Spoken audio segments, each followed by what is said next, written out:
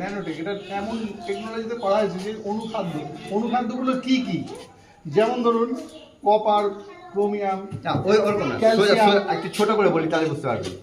ভাত নিয়েছেন, খাবেন তো, নুন কতটা লাগে, আর কাঁচা লঙ্কা, হ্যাঁ, দিস ইজ দ্য ন্যানোটেক।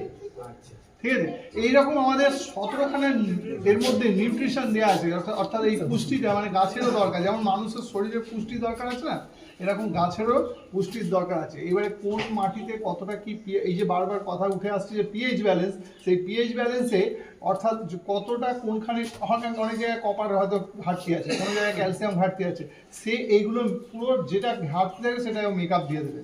তাহলে এই ব্যাকআপটা দিয়ে দিলে পারে আপনার ওখানে গাছ মানে মাটি মানে উর্বর হয়ে গেল, প্লাস হচ্ছে গাছের এখানে ডেফিসিয়েন্সি যেটা হতো বা গাছের কোনো রোগ আসতো সেই রোগগুলো আসবে না। এটা প্লাস হচ্ছে এখানে একটা আমাদের আরেকটা প্রোডাক্ট আছে যার নাম হচ্ছে প্রোটেক্ট।